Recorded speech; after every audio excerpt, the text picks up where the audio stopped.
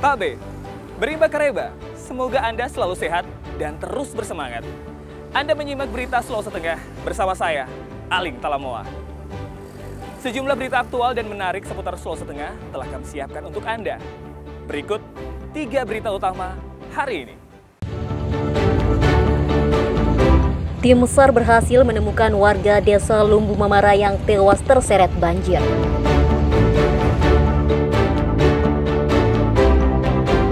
Pimpinan SMK Bina Bakat memprotes penutupan sekolah yang dilakukan Dinas Pendidikan Provinsi Sulawesi Tengah.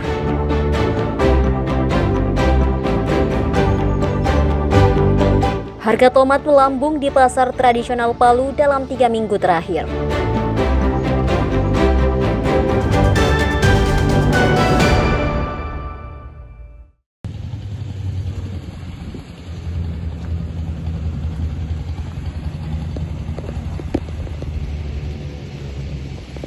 Tim SAR gabungan berhasil menemukan Taharudin, warga desa Lumbu Mamara, Kecamatan Banawa Selatan, Kabupaten Donggala, yang tewas terseret banjir. Korban ditemukan Selasa sore dalam kondisi meninggal dunia. Jenazah korban ditemukan terdampar di pesisir pantai Desa Lembasada, Kecamatan Banawa Selatan atau berjarak sekitar 8 km dari lokasi terseret arus banjir. Setelah ditemukan, korban langsung dievakuasi dengan menggunakan ambulans menuju rumah duka di Desa Lumbu Mamara dan diserahkan ke pihak keluarga. Isak tangis keluarga pecah menyambut kedatangan jenazah korban yang telah dicari sejak Senin malam. Tim SAR gabungan berhasil menemukan 1 orang korban yang terseret arus di Sungai Mamara, Desa Lumbu Mamara, Kecamatan Banawa Selatan, Kabupaten Donggala, dalam kondisi meninggal dunia. Korban berhasil ditemukan di pesisir pantai Desa Lembasada, yang dimana ditemukan oleh tim SAR gabungan. Selanjutnya, korban dievakuasi ke rumah keluarga. Dengan berhasilnya ditemukan korban, maka unsur-unsur yang terlibat dikembalikan ke kesatuannya masing-masing dan operasi SAR diusulkan untuk ditutup. Pria berusia 61 tahun ini menjadi korban banjir yang melanda wilayah Kabupaten Donggala. Sebelumnya, korban dilaporkan hilang Senin pukul 5 sore. Saat itu ia bermaksud menyeberangi Sungai Mamara untuk menjemput ternaknya yang berada di seberang sungai. Namun naas, ia terseret arus banjir akibat hujan yang mengguyur Kecamatan Banawa Selatan. Syamsuddin Tobone melaporkan dari Donggala.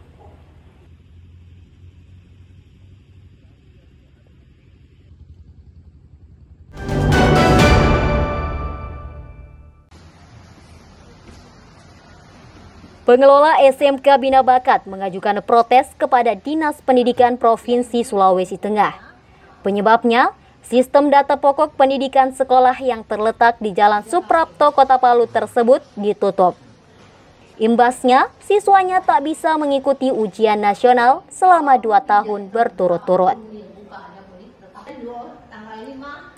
Pihak SMK Bina Bakat Kartika Andimase mengaku kecewa sebab mereka menilai penutupan sistem Dapodik tak disertai dengan alasan yang jelas. Bahkan penutupan Dapodik disebutnya tak disertai pemberitahuan awal. Mereka baru menyadari saat mengunggah data siswa baru, namun akses ditolak. Selain data siswa baru, penonaktifan Dapodik juga berimbas tak bisa mengikuti ujian nasional. Mereka merasa dirugikan lantaran puluhan siswanya kala itu jadi terkendala dan tak bisa mengikuti ujian nasional. Seiring berjalannya waktu, imbasnya 1 persatu siswanya pindah. Sementara 12 siswa yang tersisa kini masih berharap nasib baik dari sekolah tempat mereka menimba ilmu. Penutupan yang dibicarakan itu tidak ada sama sekali dalam bentuk apapun. Makanya kami bingung karena tidak ada menyurat untuk kami bahwa menyatakan sekolah kami ditutup. Makanya kami penasaran, kami ke Jakarta. Yang kami datangi pertama adalah Kementerian Pendidikan, ya, di bagian SMK. Ternyata mereka tutup, tapi saya tidak tahu. Jadi saya sangat dirugikan. Makanya saya heran kenapa anak-anak tidak bisa ujian nasional. Yang menjadi permasalahan adalah Dapodik itu adalah jantung sekolah. Kalau sudah diblokir ataupun dibilang diblokir, kata blokir itu mustahil. Karena dia otomatis tidak bisa kita akses anak masuk yang baru masuk 2023 kemarin 2024, dan tidak bisa kamu akses untuk anak ujian yang anak baru masuk maupun keluar, tidak bisa. Dengan kendala ini saya juga sangat prihatin dan semoga saja bisa diselesaikan secepat ini ya. Karena kami sangat dirugikan sekali, dan teman-teman saya juga yang adik kelas ingin naik kelas tidak jadi semuanya. Dan kami semua yang mau lulus ini tertunda, dan semua kami yang ingin mencapai cita-cita masing-masing ya tertunda lagi. Terpaksa kami mengulang tahun depan. Kepala Sekolah SMK Bina Bakat juga menunjukkan beberapa fasilitas sekolah yang dimilikinya, mulai dari ruang kelas, lab komputer, hingga akreditasi dari SMK Bina Bakat Kartika Andi Mase. Sementara itu, Dinas Pendidikan Sulteng membantah telah melakukan penonaktifan sistem Dapodik. Hal itu dikarenakan sistem Dapodik hanya dipegang oleh Kementerian Pendidikan. Ketidaksesuaian data atau tidak sinkronisasi data dalam proses belajar mengajar dinilai menjadi pemicu penonaktifan sistem Dapodik. Kami tidak menonaktifkan atau tidak menutup akun Dapodik, tetapi yang kami nonaktifkan adalah bantuan operasional sekolahnya. Dan yang paling mirisnya, kepala sekolah tidak melaporkan ke Kementerian Pendidikan dan Kebudayaan melalui akun Dapodik terkait penyelenggaraan proses belajar mengajar di sekolah selama 5 semester. Dan tidak pernah sinkron. Itu informasi dari kementerian. Dan yang bisa menutup Dapodik ya, bukan bos, beda.